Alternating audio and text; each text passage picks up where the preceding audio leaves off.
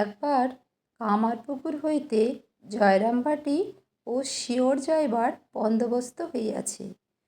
অনুক্ষণ ভাবসমাধিতে থাকায় ঠাকুরের অঙ্গ বালক বা স্ত্রীলোকের ন্যায় সুকোমল হইয়া গিয়াছিল।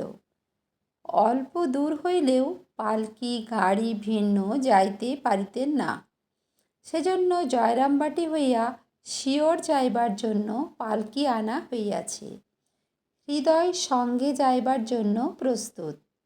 ঠাকুর আহারান্তে পান খাইতে খাইতে লাল চেলি পরিয়া হস্তে সুবর্ণ ইষ্টকবচ ধারণ করিয়া পালকিতে উঠিতে আসিলেন। দেখেন রাস্তায় পালকির নিকটে ভিড় লাগিয়া গিয়াছে।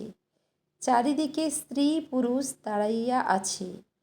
দেখিয়া আশ্চর্য হইয়া হৃদয়কে জিজ্ঞাসা করিলেন, হৃদু, এত ভিড় কিসের রে? হৃদয় বলছেন, কিসের আর? এই তুমি আজ ওখানে যাবে, এরা এখন আর তোমাকে কিছুদিন দেখতে পাবে না, তাই সব তোমায় দেখতে এসেছে। ঠাকুর বলছেন, আমাকে তো রোজ দেখে, আজ আবার কি নতুন দেখবে? হৃদয় বলছেন, এই চেলি পরে সাজলে গুজলে পান খেয়ে তোমার ঠোঁট দুখানি লাল টুকটুকে হলে খুব সুন্দর দেখায়, তাই সব দেখবে আর কি। তাহার সুন্দর রূপে ইহারা আকৃষ্ট শুনিয়াই ঠাকুরের মন এক অপূর্ব ভাবে পূর্ণ হইল।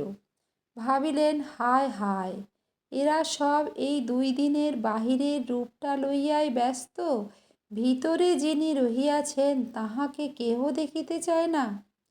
রূপে বিতৃষ্ণা তো তাহার পূর্ব হইতেই ছিল, এই ঘটনায় তাহা আরও সহস্র গুণে বর্ধিত হইল।